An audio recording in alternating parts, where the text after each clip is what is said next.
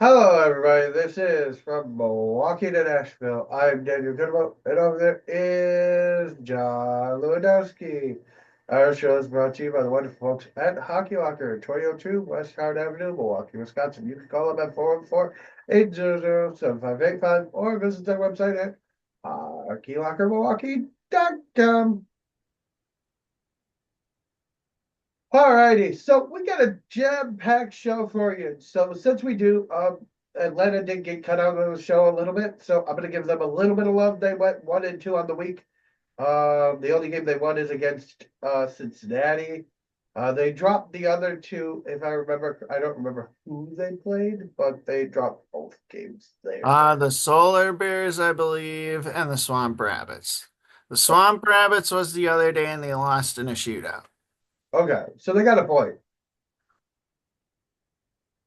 It's not a full loss. Um, But the Preds this week had three games. They played the Golden Knights on the 14th. The statistic stat line on that one is um,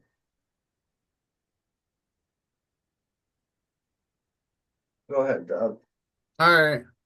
Okay, so like you said, Nashville played Vegas. The shots, Nashville outshot Vegas 23-22. Vegas outblocked Nashville 19-14. Both teams had 18 hits. Nashville had 29 faceoffs to their 24 that they won.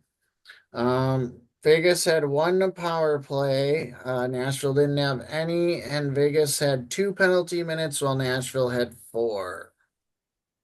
Nashville did have a power play. They went 0 for 1. Oh, well, it's wrong on the app then. Yep. Nashville also had 33 giveaways to Vegas's 16 and had four takeaways to Vegas's 6. Scoring in this game, Stamkos had a goal and assist by Forsberg. Forsberg had a goal and assist by Stamkos. Justin Barron scored a goal with an assist from Yossi and Nyquist. Stammer scored again with an assist from Marchessault. And Ryan O'Reilly scores the empty netter with an assist from Sissons. Pavel Dorofeyev had a hat trick for Vegas. That is their only scoring. In that game, I believe, was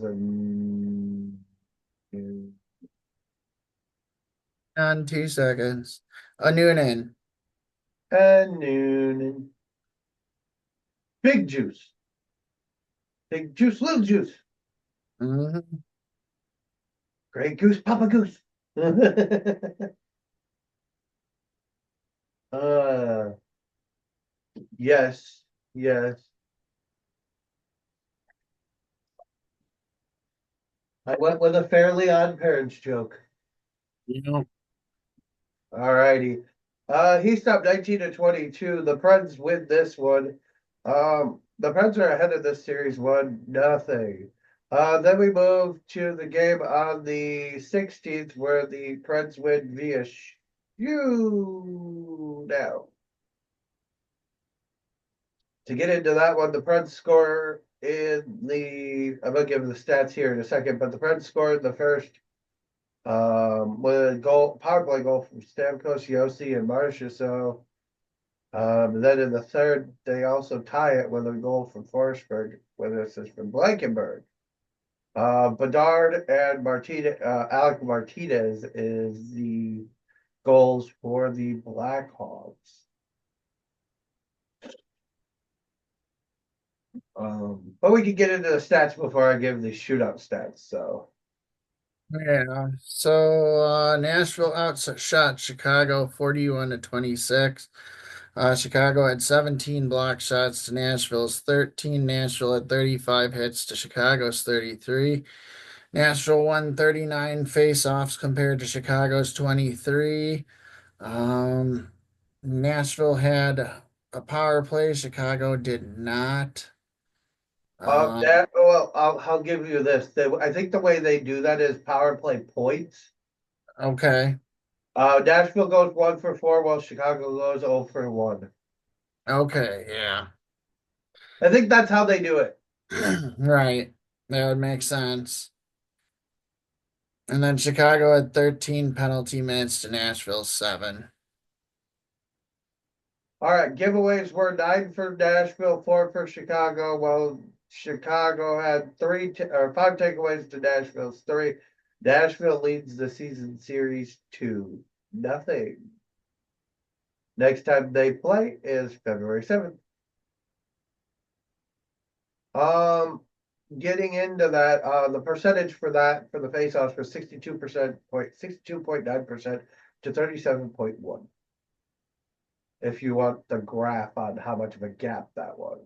Right. In the shootout, scoring was Gustav Nyquist. Timo Teravainen scores. Ryan O'Reilly scores. Connor Bedard, nothing. Stammer with the winner.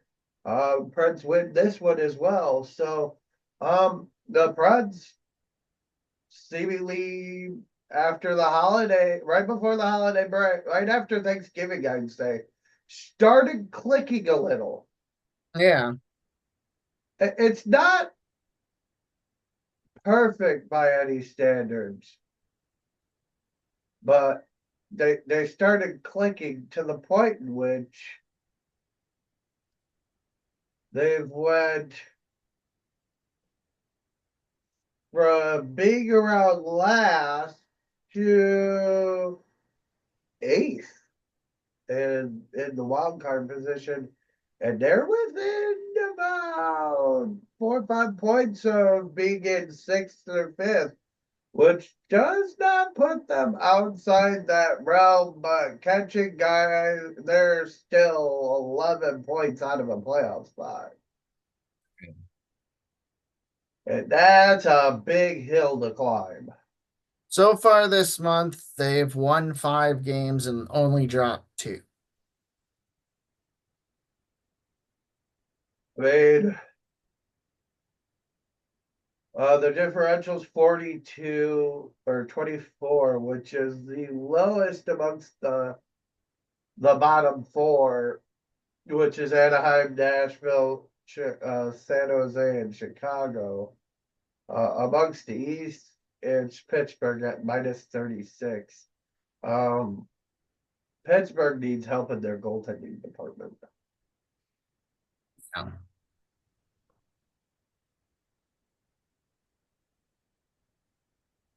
The Chicago Blackhawks are dead last in the league, followed by the Sharks, and then it's a tie for the other spot between Buffalo and Nashville. Yay. Um, then we have, I believe, last night's game. Yeah, the Wild game. And we should just call it the Philip Forsberg night. But I also want to add in that Blackhawks game, Philip Forsberg scores his 300th career goal. So there's that. All righty. In this game versus the Wild. Right. Nashville outshot the Wild 38-29. The Wild outblocked them 15-8. Minnesota had 16 hits to Nashville's 15. Nashville had 37 faceoffs to Minnesota's 30. And Minnesota had 21 penalty minutes to Nashville's 23. They won one for both teams had one power play goal. Minnesota went 1 for 4, while Nashville went 1 for 3. Good job, Nashville PK. Yeah. Giveaways 24 for the Wild, 22 for Nashville, 3 takeaways each. Minnesota leads this series 2-1, and it is completed. We do not play Minnesota again. All right, so scoring in this game, scoring in the first was David Yurkic. That's his first goal of the season. He was traded by Columbus kind of a giveaway situation. If I remember correctly, it wasn't even a trade. It just went through waivers. Matt Boley with his 23rd assist with an assist from Marco Rossi, his 23rd as well. Colton Sissons, who's been playing very well lately with his fifth goal of the season, ties it back up with an assist from Michael McCarron, his fourth, and Luke Shed, his second. Then Forsberg scores on the power play, his 14th, with an assist from O'Reilly, his 14th, and Yossi, his 23rd. I believe that's the one that made him the all-time goal scorer for the power play, overtaking Shea Weber, who was inducted into the Nashville Hockey Hall. They're starting to do that now. We've been around long enough. Time to do like a wall of honor kind of thing. Then in the second, Steven Stamkos scores his 16th with an assist from Forsberg, his 26th, and Yossi his 24th. Then Svechy, we're going to make Svech happen. His fourth with an assist from Thomas Novak, his fifth. Then the third, Matthew Boldy scores his 18th with an assist from Zuccarello, his 22nd. That was on the power play. And then Forsberg unassisted with his 15th. And then Brady Shea with an empty net with his fourth with an assist from Forsberg, his 27th, and Marchessault his 20th. Marchessault is one of those where I think he dang near has 40 points already. In net for this game for the Wild was Marc-Andre Fleury, the soon-to-be one-day NHL Hall of Famer. I just want to add you were almost correct. He has 34 points. Okay. I told you, it feels like he's got to have like 40 points. LaRue and LaRue, Jankowski, and Shed all have fighting majors in this game as well. In net with Saros stopping 27 to 29. All righty. So for this week for the Preds, the Preds look like they did pretty well this week. I mean, 3-0.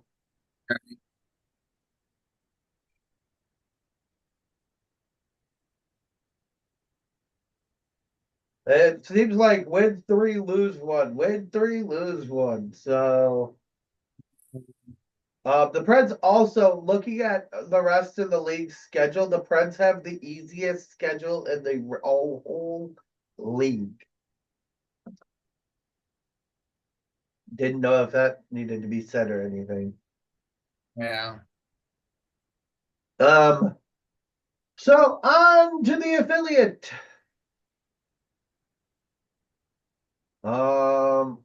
I think we should figure that part out. Okay, we're gonna go with this first.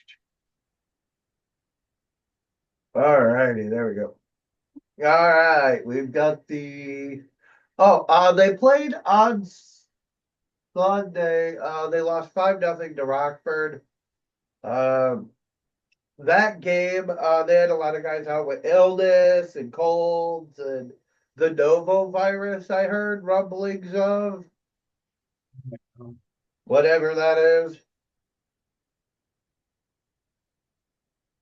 I've heard it's going around something fierce, so I've heard rumblings that it hit the wave too. So don't be, I'm not surprised. Right.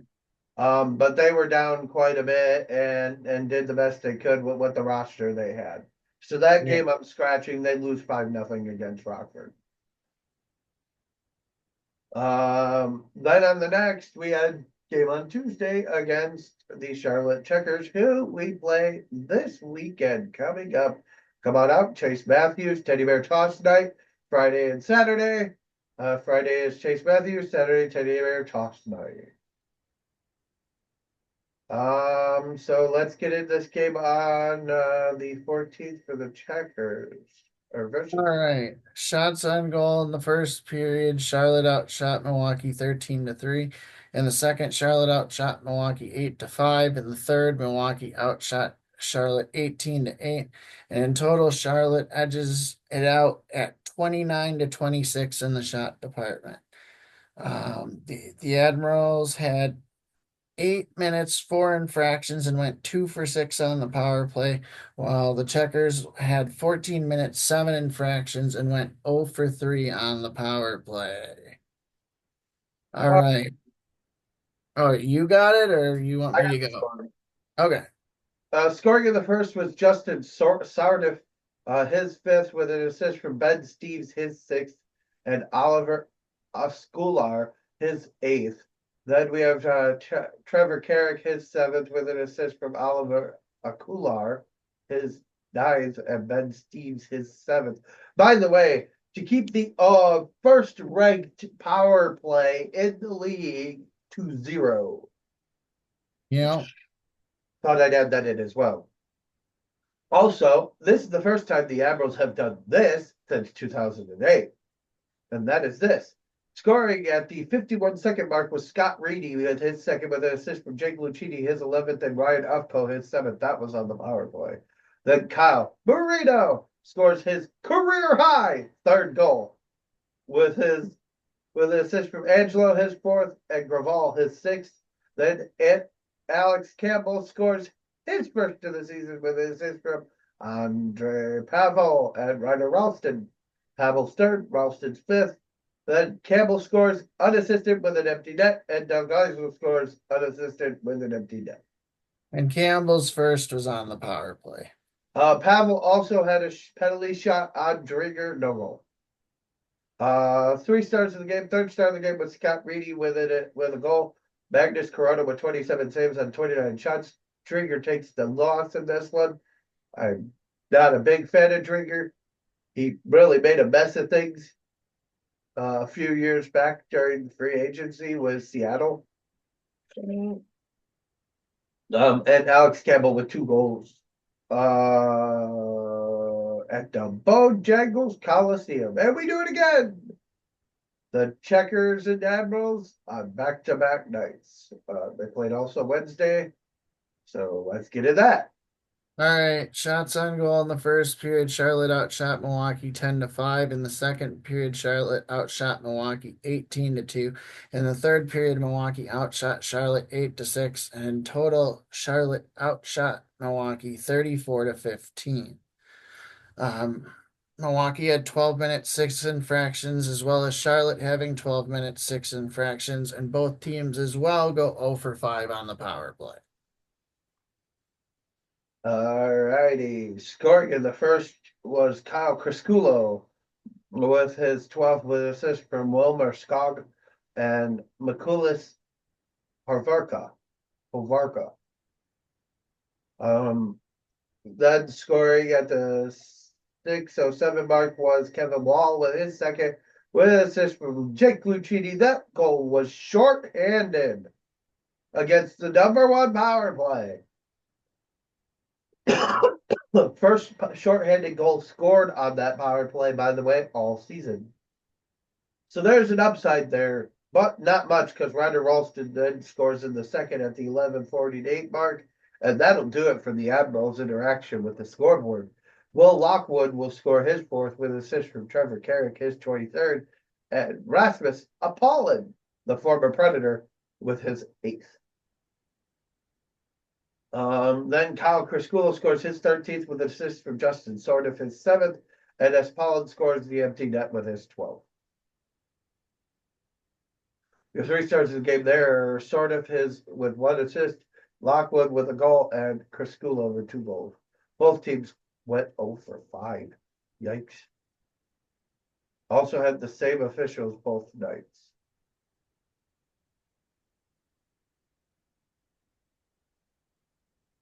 All right. I believe that was today's game. So we're gonna move that over there.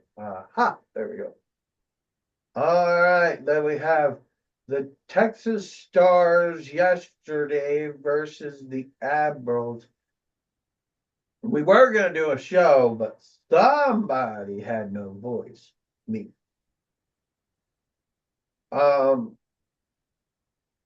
I was at the Wave game, hence why I'm still repping them because something major happened there. Well, I ain't getting into it on this show. I may talk about it in the future once everything is done. I'm gonna let the league do their job first. So, in that respect, for most of you know, if you want to know, go check out the Wave versus the Tacoma Stars. You just watch like the last 5 minutes of their video. But like I said, the Admirals take on the Texas Stars. Ooh, I hate the Stars. Doesn't matter what league they're in. All right, so shots on goal in the first period, the Admirals had 8, the Stars had 7. In the second period, the Admirals outshot them 7-5. In the third period, the Stars outshot the Admirals 13-10. And in total, both teams had 25 shots. Penalty minutes, lots of them. 20 minutes, 7 infractions for the Admirals, going 0 for 3 on the power play, while the Stars had 22 minutes, 8 infractions, and went 1 for 2 on the power play.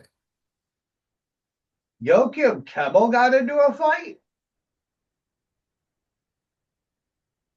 Okay. Just saying. All right. Well, let's jump into this. At the 16:24 mark, Cal O'Reilly with his second with an assist from Kevin Graval, his seventh, and Alex Campbell, his fourth. Then in the second at the 15:24 mark, Justin Ertel scores his first with an assist from no one. Well, then the 16:05 mark, Joachim Kemmel scores his ninth with an assist from Ryder Ralston, his sixth, and Cal O'Reilly with his 13th. Then in the third, where there's a lot of it, Atul Yari, his 15th with an assist from Cameron Hughes, his 17th, and Antonio Stranges, his 20th. That was on the power play. That tied the game back up. Then Geiso scores his third with an assist from Pavel. Andre Pavel, his fourth. That'll do it for that. Alex Petrovic scores his fifth with an assist from Emilio Pedersen, his 15th, and Kyle Copabianco, his 24th. Then Antonio Stranges scores at the 1913 mark, his 14th goal with an assist from Atul Yari, his 13th, and Luke Chris, his 10th. And yes, Joachim Kemmel did get a 5-minute fight for major for fighting. Your 3 stars in that game were Justin Ertel with 1 goal, Atul Yari with a goal and an assist, and Antonio Stranges with a goal and an assist.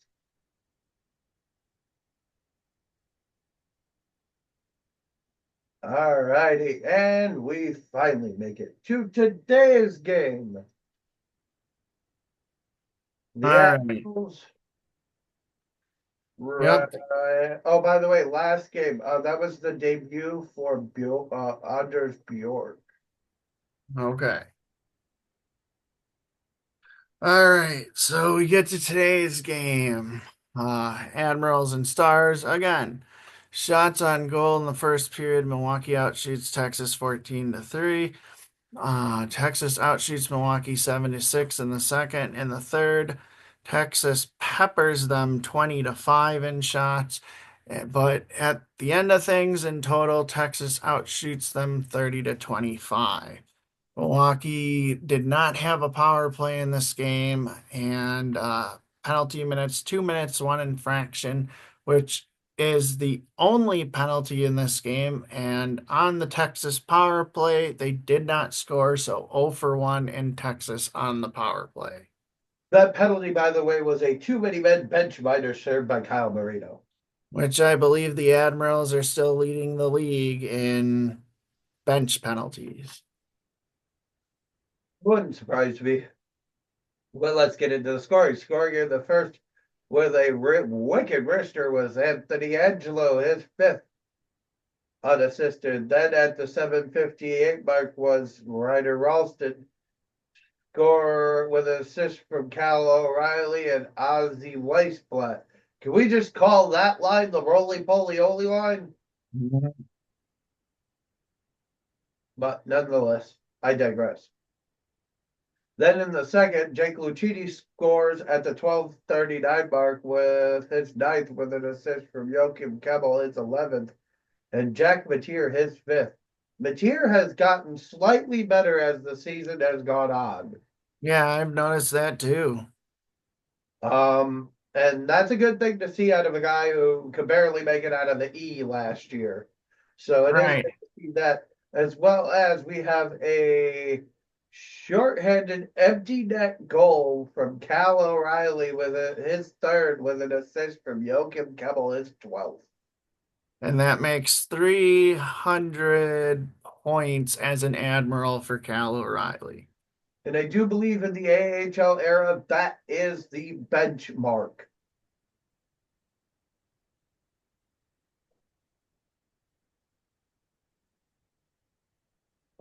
Your three stars of the game. Third star, Ryder Ralston with a goal. Second star with the game-winning goal, Anthony Angelo. And with the shutout against his former team, Matt Murray. Gets his first shutout of the season in net for the Stars. Unfortunately, buddy, I gotta do this to you. Magnus Hellberg was in net both nights. He won last night. Yeah, didn't look good. The Stars are coached by Neil Graham, Maxim Fortuis, Travis Morin, and goalie coach Ryan Daniels. Well, the Admirals are coached by Carl Taylor, Matt Donovan, and Greg Wallow. You know, it's ironic that Maxim Fortunis and Travis Morin are their coaches because Greg Rollo would be over there too. Rollo was a longtime star. No changes in the officials, but the Admirals go 2 for 4, 2 out of 4, so they go 2-2. Um, Looking at it for what they've got, that's not bad. Right. And according to what I'm seeing, their last 10 games, they're 3-6-1-0. And it's tough at times to keep momentum going. Yeah, you can have good goaltending, but when your team's playing like decimated with injuries, illnesses, call-ups, and whatnot, um, there's a lot to be had there. Um, as many of you have known, this is just my statement. I would like to give my wishes to the family of Bob Euchre and the Brewers organization, as me and John are been very kind of emotional. My friend who doesn't care for baseball much, but he loved a lot of that. It's been really hard here. Yeah, it's been tough. He understood the magnitude as a sports fan. He likes football and basketball, but understood the magnitude that losing somebody like Bob Euchre would do to a sport. Right. Um, it's going to be the same thing when Dick Vitale goes for college basketball. Um, Jim Ross for WWE or Jerry Lawler. If you look at it from those perspectives, there's some iconic voices in commentating and in sports. I still consider wrestling a sport. It may be scripted sport, but still get hurt. um, with that being said, like I said, Euchre, Baseball Hall of Famer, Broadcast Hall of Famer, WWE Hall of Famer, W Brewers Wall of Famer. His name's forever in the rafters. There's a statue of him inside and outside the building. Um, Listening to Brewer games aren't going to be the same. No. And hats off to the Admirals, Brewers, Wave, Bucks, and Marquette, who I've all seen do tributes this week. Matter of fact, I think I showed John or sent into one of our group chats the Euchre tribute from the Wave. Yeah. He's kind of the benchmark here. No. The Packers, the voice of the Packers put out a long post about it and said that when I took the job, I didn't expect for Euchre to come up and tell me that I needed to be more enthusiastic. um, so with that being said, I wanted to add that as well as to those of you that may know or may not know, prayers and well wishes to Navram Mutter. He lost somebody very important in his life. I'm not going to go anywhere into that. He is away for personal reasons, but this is not my position for it. But 2025 started off kind of rough for Milwaukee sports fans. So I thank all of you for the support because as sports Yep. fans, the support is big. Just know we're still here. It's just this week we had a lot going on and we were battling colds. As you could hear, I'm not 100% and neither is John, but we're working our best.